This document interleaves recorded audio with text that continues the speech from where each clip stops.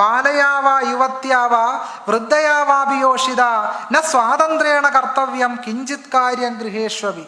ബാലയോ യുവതിയോ വൃദ്ധയോ ആയാലും സ്ത്രീ സ്വഗൃഹത്തിൽ പോലും ഒരു കാര്യവും സ്വേച്ഛയാ ചെയ്യരുത്. ഇതാണ് മനു പറയുന്ന സ്ത്രീധർമ്മം എന്ന് പറയുന്നത്. ഇത് മനു മാത്രം പറയുന്നതല്ല.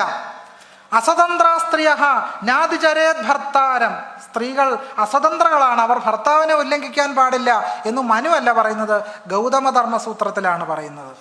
യസ്മൈ ദദ്യാത് പിതാത്വേന ഭ്രാതാവാനുമതേ പിതുഹു തം ശുശ്രൂഷേത ജീവന്തം സംസ്ഥിതം ചനലങ്കയേത് എന്നും മനുസ്മൃതി പറയും. അതായത് പിതാവിൻ്റെ അനുമതിയോടുകൂടി സോദരനോ സ്ത്രീയെ ആർക്ക് വിവാഹം കഴിച്ചു കൊടുക്കുന്നുവോ ജീവിച്ചിരിക്കുന്നിടത്തോളം കാലം സ്ത്രീ അയാളെ ശുശ്രൂഷിക്കണം, ഭർത്താവിനെ മറികടന്ന് യാതൊന്നും ചെയ്യരുത് എന്ന് പറയും.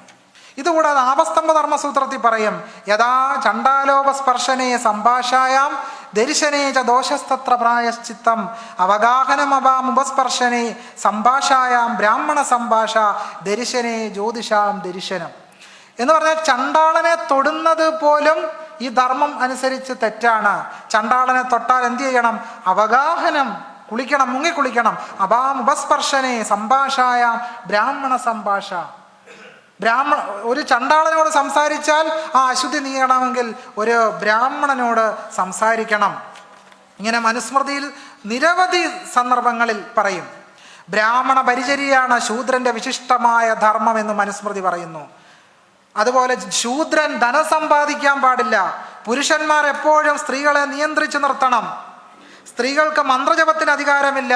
സ്ത്രീകൾ അസത്യം പോലെ അശുഭകളാണ് എന്ന് മനുസ്മൃതിയുടെ ധർമ്മം വ്യക്തമാക്കുന്നു. അപ്പൊ ഇങ്ങനെ മനു പറയുന്ന ധർമ്മം എന്ന് പറയുന്ന ആശയം സമ്പൂർണമായിട്ടും ചാതുർവർണ്ണ്യത്തിന്റെ അടിസ്ഥാനത്തിലുള്ള ശ്രേണീകൃത വ്യവസ്ഥയാണെന്ന് അതിൽ നിന്ന് തന്നെ തെളിയുന്നു. അടുത്തത്